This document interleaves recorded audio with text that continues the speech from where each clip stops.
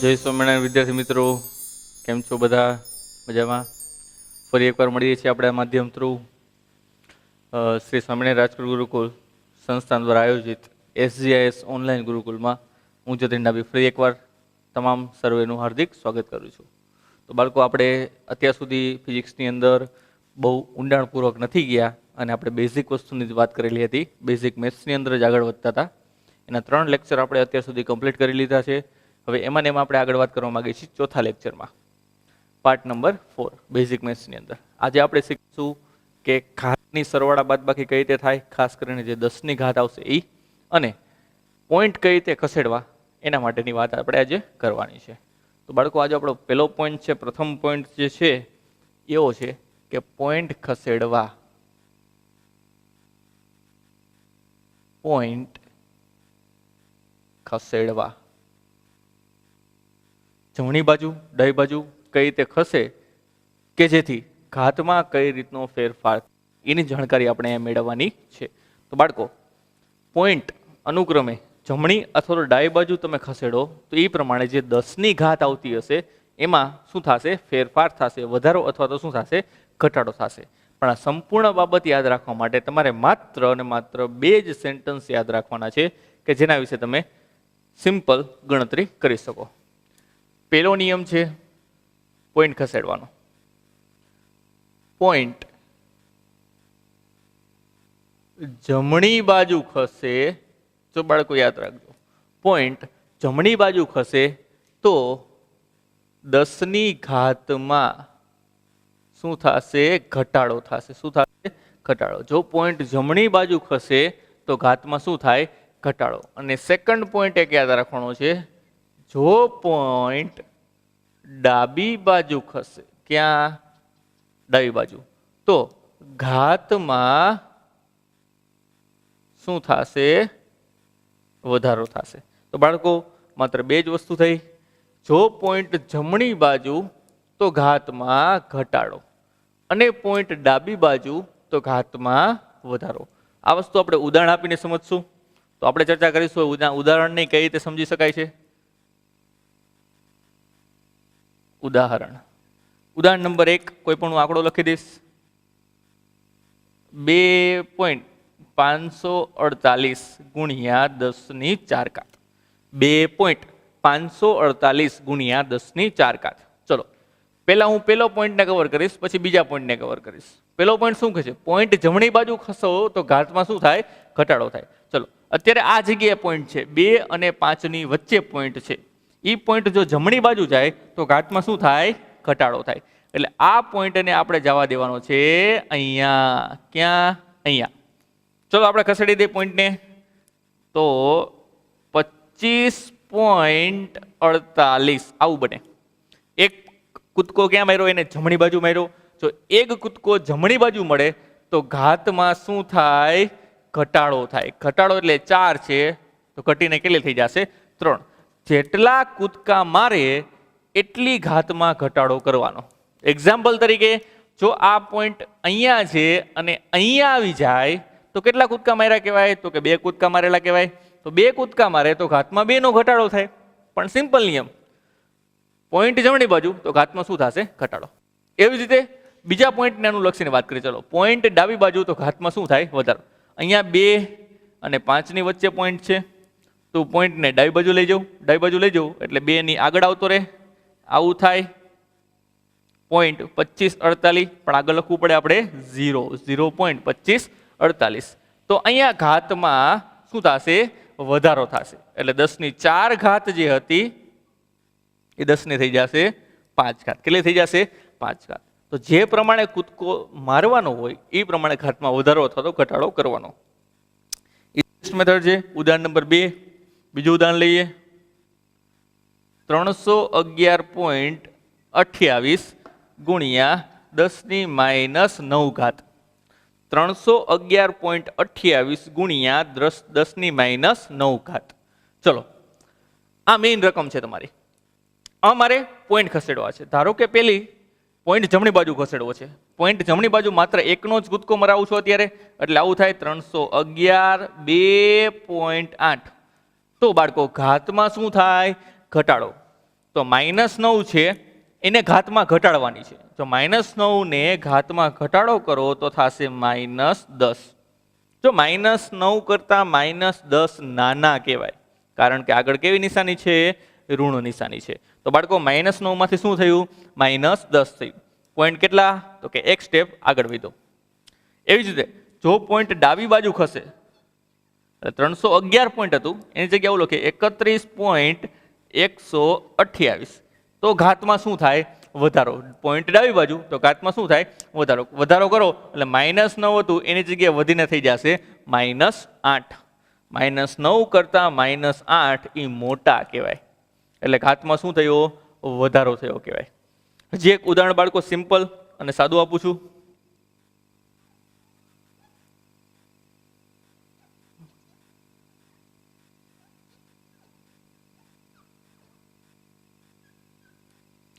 (234.56 ગુણ્યા 10^11).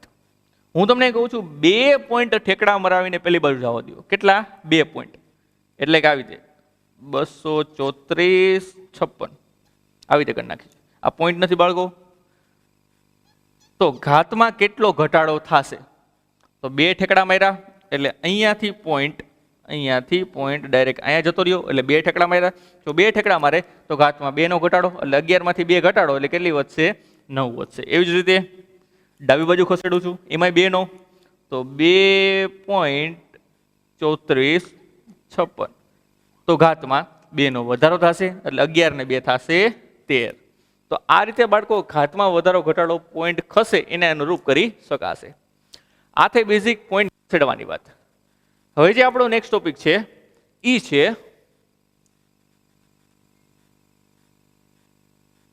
ઘાતની ગણતરી. આપણો નેક્સ્ટ ટોપિક છે ઘાતની ગણતરી. ગણતરી એટલે કે બાળકો ઘાતના સરવાળા,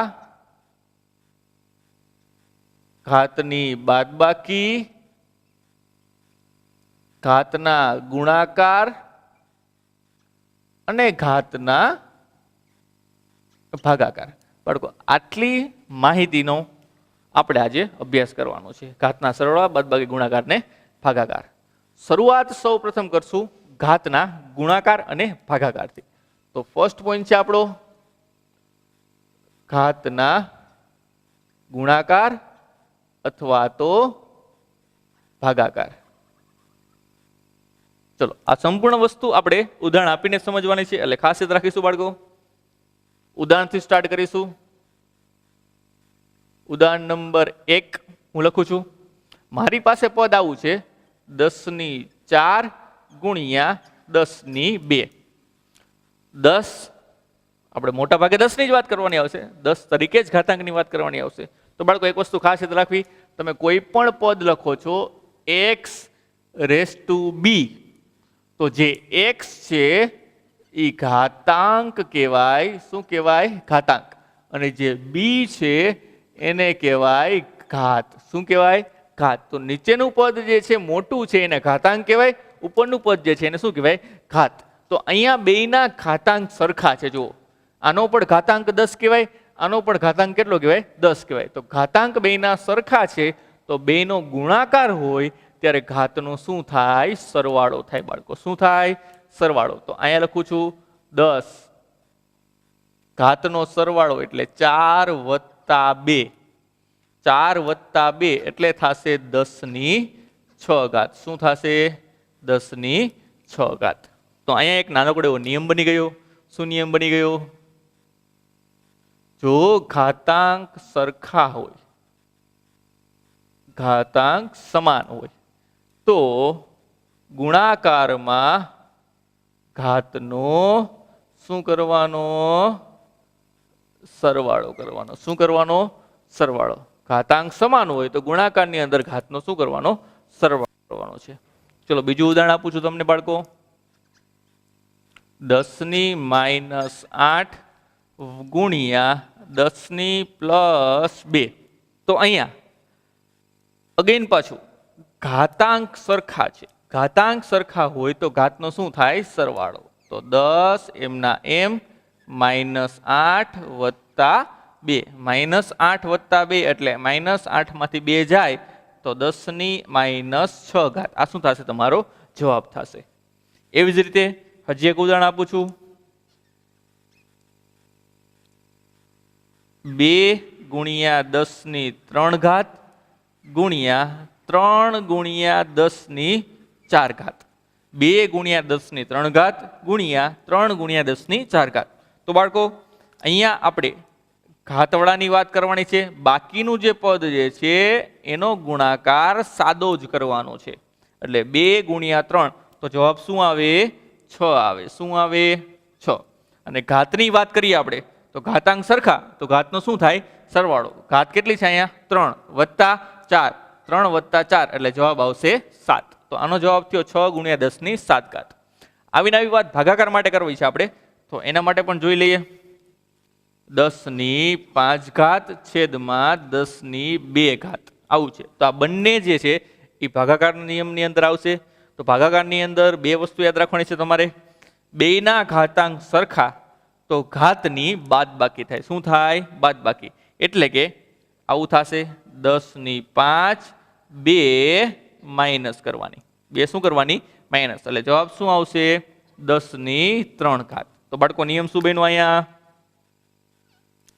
ઘાતાંક સરખા હોય, ઘાતાંક સમાન હોય ત્યારે ઘાતની શું થાય? બાદબાકી થાય. ઘાતની શું થશે? બાદબાકી. તો બાળકો આ વસ્તુ યાદ રાખવાની. ઘાતાંક સમાન તો ગુણાકારની અંદર ઘાતનો સરવાળો, ઘાતાંક સમાન તો ભાગાકારની અંદર ઘાતની શું થશે? બાદબાકી થશે. જો આમ ન આઈડિયા આવે તો હજી એક ઉદાહરણ આપું છું. બીજી રીતે પણ સમજી શકો તમે. Point number 5. બીજી રીતે આ જ રકમ છે 10⁵ છેદમાં 10⁵. તો આને ગુણાકારમાં કન્વર્ટ કરી શકો. કઈ રીતે? 10⁵ નીચે છે, ઉપર આવે તો -2 થાય. 10⁵ -2 થાય આપણને ખબર છે. તો અહીંયા 5 માંથી 2 જાય તો જવાબ શું આવશે? અગેન 3 આવશે. ક્લિયર? તો આ રીતે પણ તમે કેલ્ક્યુલેશન કરી શકશો. હજી એક ઉદાહરણ આપી ભાગાકારનું આપણે. 10⁻11 છેદમાં 10⁻3. તો આની બે રીતે સોલ્યુશન. ઘાતની બાદબાકી કરો તોય જવાબ ઈ જ આવશે, અથવા તો ઉપર લઈ જાઓ તોય જવાબ શું આવશે? ઈ જ આવશે. પણ આપણે વધારે પડતો ઉપર લઈને જ ગણતરી કરવાની છે. તો 10⁻11 ઉપર જાય તો -3 હોય તો +3 થઈ જાય. એટલે કે નીચે જે કંઈ પણ નિશાની છે એ ઉપર જશે એટલે કેવી થઈ જશે? બદલાઈ જશે, વિરુદ્ધ થઈ જશે. તો માઇનસ છે એ શું થઈ જશે? +3. તો 11 માંથી 3 જાય તો જવાબ આવશે -8. તો આ રીતે શું થાય? ઘાતની બાદબાકી ભાગાકારની અંદર અને સરવાળો કેની અંદર? ગુણાકારની અંદર. તો બેઝિક વસ્તુથી શરૂઆતની ગુણાકાર ને ભાગાકારની. હવે જે સેકન્ડ પોર્શન છે એ છે તમારો સરવાળા અને બાદબાકી. સરવાળા અને બાદબાકી. ચલો હવે સરવાળા બાદબાકી કઈ રીતે થાય? તો એમાં ખાસ સમજવાનું છે, મિસ્ટેક ન થાય એના માટે એ વસ્તુ પણ આપણે ઉદાહરણ દ્વારા સમજવાની છે. પેલું ઉદાહરણ લખું છું. 2 × 10⁴ વત્તા 3 × 10⁴. આવી રકમ લખેલી છે. 2 × 10⁴ વત્તા 3 × 10⁴. તો વચ્ચે શું છે બેયની વચ્ચે? તો કે બેયની વચ્ચે છે સરવાળો. બાળકો શું છે? સરવાળો. તો જ્યારે વચ્ચે સરવાળો અથવા તો બાદબાકી બેય માટે નિયમ સરખા જ છે. એટલે કે સરવાળો પણ લખો, બાદબાકી લખો, પણ એમાં કોઈ પણ પ્રકારનો ચેન્જીસ થશે નહીં. તો સરવાળો હોય કે બાદબાકી હોય ત્યારે બંને પદ, આ કોઈ એક પદ પહેલું પદ કહેવાય, આ બીજું પદ કહેવાય. તો બંને પદમાં બેયની જે ઘાત જે છે એ ઘાત કોમન બહાર નીકળે. એટલે અહીંયા પણ 10⁴ છે, અહીંયા પણ 10⁴ છે. તો બંનેમાંથી 10⁴ શું નીકળે? કોમન નીકળે. તો વિચારો, અહીંયાથી 10⁴ કોમન કાઢો તો માત્ર શું વધશે? 2. વત્તાના વત્તા એમના એમ. અહીંયાથી 10⁴ કોમન કાઢો એટલે શું વધશે? 3. તો અહીંયા એવું ન કરતા બાળકો 10⁴ 10⁴ તો 10⁸ થાય. એવું અહીંયા આવશે નહીં. તમારે સરવાળા બાદબાકીની અંદર સરખી ઘાતને કોમન લઈ લેવાની છે. તો 2 અને 3 એની વેલ્યુ તો આપણે ખબર છે કે 5 થાય. 5 × 10⁴. તો આનો જવાબ આવશે 5 × 10⁴. બીજી એક વસ્તુ, બીજું ઉદાહરણ આપું છું. ધારો કે ક્યારેક આવું બન્યું 22 × માઇનસ 8 ઘાત વત્તા 11 ગુણ્યા 10 ની માઇનસ 7 ઘાત. અહીંયા માઇનસ 8 છે, અહીંયા માઇનસ 7 છે, બેની ઘાત સમાન નથી. તો બેની ઘાત સમાન નથી તો સૌ પ્રથમ બંને પદને, એટલે કે આ પેલું પદ છે, આ બીજું પદ છે, તો બંને પદની ઘાત કેવી કરતા શીખો? સરખી કરતા શીખો. કાં તો આને -7 માં કન્વર્ટ કરો, કાં તો આને -8 માં કન્વર્ટ કરો. તો બાળકો કઈ રીતે ઘાતમાં વધારો ઘટાડો કરી શકાય, પોઈન્ટ કઈ રીતે ખસે, એ આપણે ઓલરેડી આપણે જોઈ ગયા છીએ. તો એ જ રીતે તમારે અહીંયા કરવાનું છે. તો ધારો કે હું -7 છે એને હું -8 કરું છું. અત્યારે હું પેલું પદ એમ નામ રાખું છું. પેલું પદ શું હતું? 22 ગુણ્યા 10 ની -8 વત્તા 11 ગુણ્યા 10 ની -7 હતું. એને હું લખી નાખું છું 10 ની -8, એટલે 7 માંથી શું કરવું છે? -8. ઘાતમાં વધારો થયો કહેવાય કે ઘટાડો થયો કહેવાય? તો બાળકો આને કહેવાય ઘટાડો. ઘટાડો શું કામ? તો કે -7 કરતા -8 જે છે કેવા કહેવાય? નાના કહેવાય. તો ઘાતમાં જ્યારે ઘટાડો થાય ત્યારે પોઈન્ટ ક્યાં ખસે? જમણી બાજુ. આપણે જોઈ ગયા છીએ. તો અહીંયા અત્યારે અહીંયા પોઈન્ટ ગણાય, 11 પછી પોઈન્ટ ગણાય. આ પોઈન્ટ ક્યાં ખસે? જમણી બાજુ. તો ઘાતમાં જ્યારે ઘટાડો થાય, સોરી, ઘાતમાં જ્યારે ઘટાડો થાય ત્યારે પોઈન્ટ ક્યાં ખસી? જમણી બાજુ ખસશે. તો અહીંયા તમારે પોઈન્ટ અહીંયા ગણાય. એટલે આ આંકડો છે આવી રીતે ગણાશે 11.0 આવી રીતે ગણાય. આ પોઈન્ટને તરત તમે જમણી બાજુ ખસેડી નાખશો એટલે જવાબ આવશે 110.0. તો અહીંયા 110.0. 0.0 ન લખો તો પણ ચાલે, અથવા તો 110 ખાલી લખો તો પણ ચાલે. તો 110 વત્તા 22 આ બેનો સરવાળો, અને 10 ની -8 શું નીકળશે? કોમન નીકળશે. બંનેમાંથી 10 ની -8 કોમન નીકળશે. અહીંયા પણ 10 ની -8 અને અહીંયા પણ 10 ની -8. તો વધેય પદ લખો તો વધશે 22 વત્તા 110. તો 110 અને 22 નો સરવાળો સાદી રીતથી તમને આવડે છે.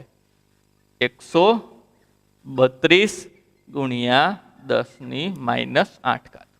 તો બાળકો જ્યારે સરવાળો અથવા તો બાદબાકી હોય ત્યારે જો ઘાત સમાન હોય તો ડાયરેક્ટલી તેને કોમન કાઢી લેવી, અને ઘાત જો સમાન ન હોય તો પેલા બંને ઘાતને કોઈ પણ એક ઘાતમાં સમાન કરવી, ત્યારબાદ કોમન નીકળશે. પછી વચ્ચે સરવાળો હોય કે બાદબાકી હોય, બંને માટે નિયમ આનો આ જ રહેશે. તો બાળકો આ થયા ઘાતના ગુણાકાર, ભાગાકાર, સરવાળા અને બાદબાકી. તો ખાસ નિયમ યાદ રાખવાના, ગુણાકારની અંદર ઘાતનો સરવાળો થશે, ભાગાકારની અંદર ઘાતની બાદબાકી, અથવા તો ઘાતને ઉપર લઈ આવો તો પાછો ગુણાકારનો નિયમ લાગુ પડે. અને સરવાળા બાદબાકીની અંદર તમારે વચ્ચે સરવાળો અથવા તો બાદબાકી હોય ત્યારે બંને પદમાંથી ઘાત કોમન લઈ લેવાની થશે. એ ઘાતનો સરવાળો બાદબાકી તમારે ક્યાંય કરવાનો નથી. તો આ વસ્તુની ખાસ નોંધ લેવી તમારે, કારણ કે આનો ઉપયોગ આપણે ફિઝિક્સ પૂરું થશે ત્યાં સુધી આવશે. એટલે કે 11-12 બંને વર્ષની અંદર આપણે આનો ખૂબ જ બહોળા પ્રમાણમાં ઉપયોગ કરવાનો છે.